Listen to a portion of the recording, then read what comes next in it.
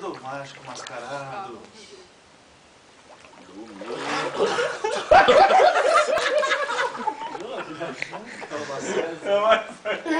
Igual a primeira vez, Nunca saiu isso aí. Gerações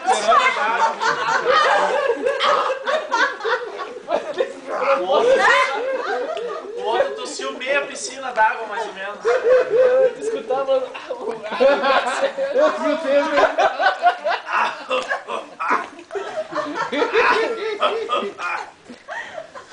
Tem que chamar o Igor, senão o Igor não vai esconder, tá louco? Deus Igor! Vamos lá, Igor. Igor, vem! Não, Ajudar nós aí. não, eu tô sem cueca. Sério, mano. Tá bom. Apresentação. Daí dá sim. Deixa eu ver aqui. Fantástico! A sua revista eletrônica! Daí.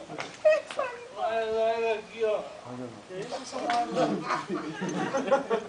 Isso é um escudo! Isso aqui é calcinha da minha irmã.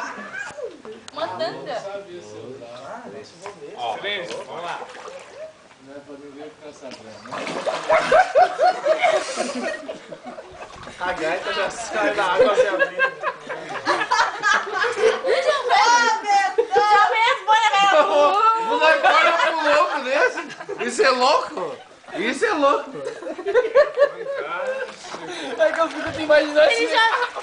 Ele já vem te abrindo aqui, ó!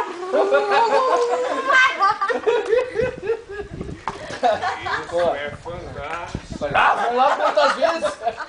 Quantas vezes nós fizemos isso? Não fechou o contrato ainda, por isso que eles estão se fazendo.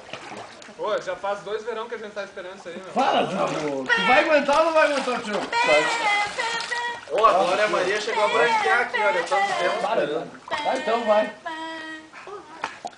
As últimas notícias do Fantástico. Vai, eu vou me concentrar no meu. Ai, descansei. Casal de namorados na piscina demora 2 carnavais pra você começar.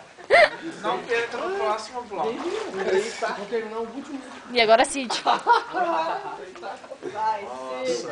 Força ou urso? 2 homens desafiando a lei da gravidade.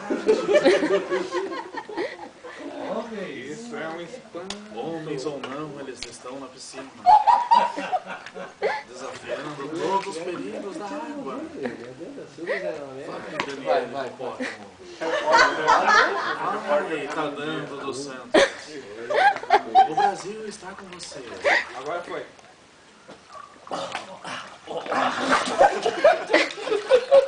A gente não gosta disso aí.